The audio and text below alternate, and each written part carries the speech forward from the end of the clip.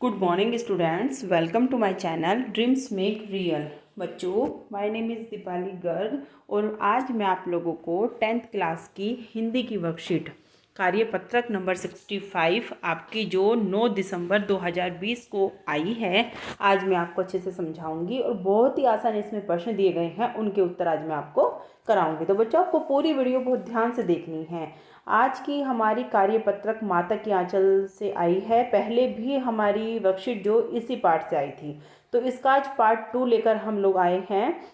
नीचे दिए गए अंश को ध्यानपूर्वक पढ़ें और फिर पूछे गए प्रश्नों के उत्तर दीजिए। तो बच्चों, पहले हम पढ़ लेते हैं कि हमें क्या अंश दिया गया है। तो चलिए देखते हैं। बच्चों, अब तक आप जान चुके हैं कि माता का आंचल शिव पूजन सहाय द्वारा लिखा गया आंचलिक उपन्यास देहाती दुनिया का एक अंश है।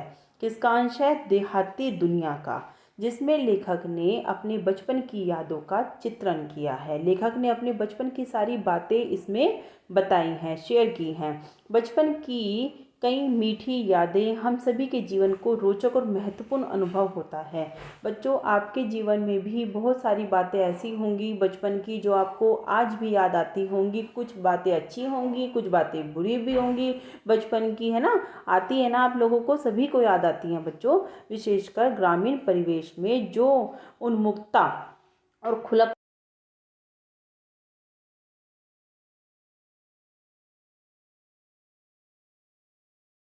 लेखक का बचपन जो है ग्रामीण परिवेश गांव में बीता था, तो इसलिए उन्होंने ग्रामीण परिवेश में बताया है कि जो खुलापन होता है वह शहरी क्षेत्र में नहीं होता, क्योंकि शहरों में क्या होता है, ज़्यादा आबादी होती है, लोग ज़्यादा बिजी होते हैं अपने कामों में, एक दूसरे के साथ बातें शेयर करने का, समय व्यतीत करने का लोगों के पास समय नहीं होता। तो इस पाठ में ग्रामीण परिवेश में बच्चों के लालन पालन, उनके खेल कूद, उनकी शरारतें आदि का सुंदर चित्रण किया गया है। ग्रामीण परिवेश को बताया गया है इस अंश में। जैसे कि इस पाठ के अंश को देखिए। चलिए।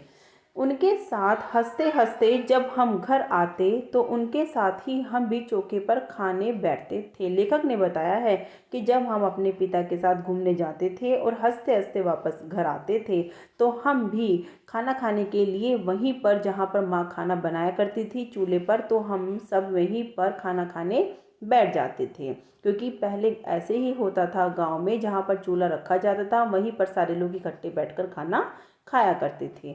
वह हमें अपने ही हाथ से फूल के एक कटोरे में गोरस और भात सानकर खिलाते थे। कौन? पिताजी।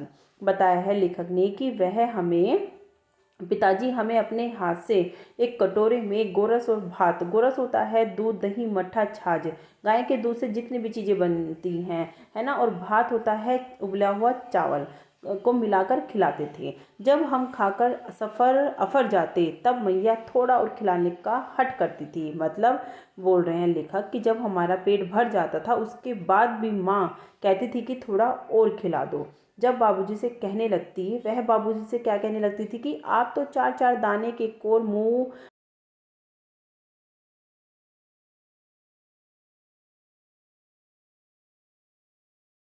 लेखक का यह मतलब है कि वह कह रहे हैं कि माता ये कहती थी कि पिताजी को कि आप तो छोटे छोटे जो निवाले हैं बच्चे के मुंह में खिलाते जाते हैं, जिससे बच्चे को लगता है कि वह बहुत देर से खाना खा रहा है और उसका पेट भी नहीं भरता और वह समझ जाता है कि उसने बहुत कुछ खा लिया। आप खिलाने का ढंग नहीं जानते हैं।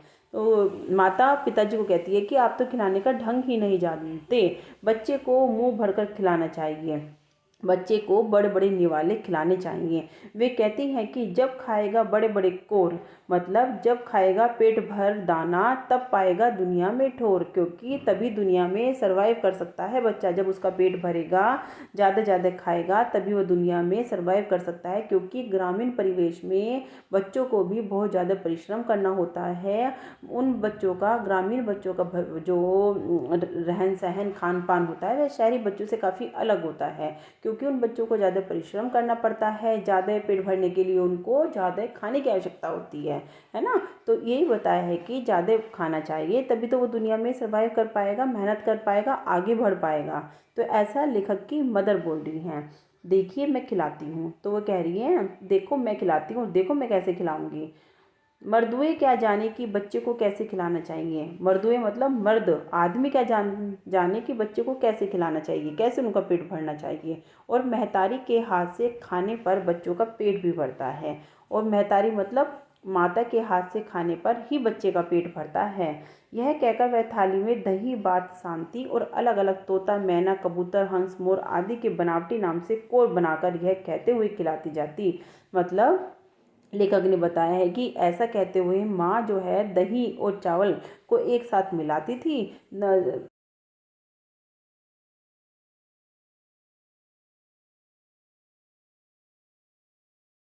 छोटे बच्चे को खिलाते हैं ना, आप लोगों को पता हो, आप 10th के हो, कि कबूतर के नाम का है, ये हंस के नाम का है, जल्दी से खा लो वरना वो उड़ जाएंगे।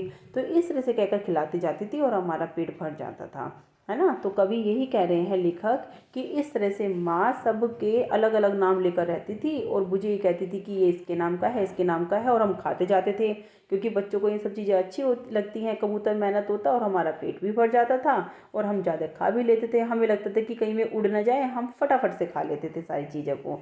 तो इस तरह से माँ के हाथ से खिलाने से ही बच्चे का पेट भरता है, ऐसा लेखक की माँ का मानना था। तो बच्चों अब कुछ बेहद आसान प्रश्न दिए गए हैं, देखो। पिताजी बच्चे को कैसे खिलाते थे। देखो, पिताजी बच्चे के साथ कैसे खिलाते थे। बच्चों, पिताजी बच्चों को अपने साथ बिठाकर अपने हाथ से फूल के कटोरे में गोरस और भात मिलाकर खिलाते थे। ऐसे ही खिलाते थे ना, फूल के कटोरे में गोरस और भात मिलाकर खिलाते थे। दूसरा प्रश्न है बच्चों, पिताजी के खिलाने पर माताजी की क्या प्रतिक्रिया होती थी। माताजी को पिताजी द्वारा बच्चे को दाल और भात खिलाना पसंद नहीं आता था, क्योंकि माताजी को लगता था कि इस तरह छोटे छोटे कोर खाने से बच्चे भूखे रह जाते हैं, छोटे छोटे निवाले खाने से बच्चे भूखे रह जाते हैं। माताजी को तो लगता था कि बच्चे को मुंह भरकर खिलाना चाहिए और ज़्यादा खिलाना चाहिए, है ना, क्योंकि माँ का दिल तो होता ही है कि बच्चे का पेट भरना चाहिए, बच्चा ज़्यादा खा ले।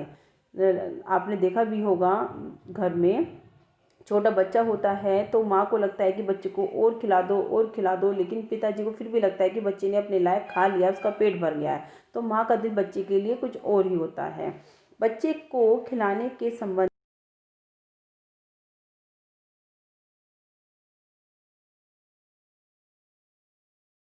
क्या कहा करती थी, जब खाएगा बड़े बड़े कोर तब पाएगा दुनिया में ठोर, जिसकी मैंने आपको ऊपर एक्सप्लेन कर दिया है। मतलब जब बच्चा पेट भर कर खाना खाएगा तभी वह दुनिया में परिश्रम करके आगे बढ़ेगा, ऐसा माताजी का मानना था लेखक जी। माताजी बच्चे को कैसे खिलाती थी। बच्चे, बहुत ही आसान आपके प्रश्न उत्तर दिए गए हैं। अगर आप व्याख्या अच्छे से पढ़ लेते हैं, अंश को आपने अच्छे से पढ़ लिया है, समझ लिया है, तो आपको ऊपर देखने की ज़रूरत भी नहीं है, अब खुद से लिख दोगे। तो यह पिताजी के तरीके से कैसे भिन्न था।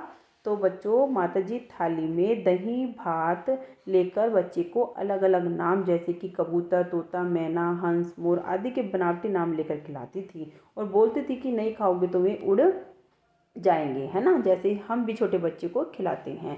बच्चों, साथ में अपनी कॉपी पेंसिल लेकर बैठा करें। जब मैं वर्कशीट आपको समझाती हूँ तो साथ साथ आप लोग वीडियो को पॉज करके अपनी कॉपी में काम करते जाइए, ताकि आपका काम भी जल्दी हो जाएगा और आप समय से अपनी मैडम को अपना काम भेज सकोगे।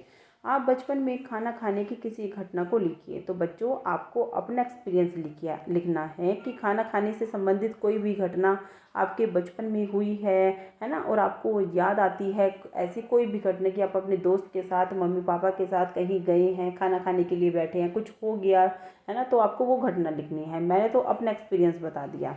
जब मैं छोटा था तो मुझे खाने का बहुत शौक़ था। मुझे पापा के साथ शादी में जाना अच्छा लगता था, क्योंकि वहाँ बहुत सारी चीज़ें खाने के लिए मिलती थी और जितना चाहे खा सकते थे, पैसे भी नहीं देने पड़ते थे। तो मैं हमेशा जितना मुझे भूख होती थी उससे ज़्यादा खाना अपनी प्लेट में डाल लेता था और उससे वह खाया भी और मुझ से, यहाँ पर लिखना बच्चों,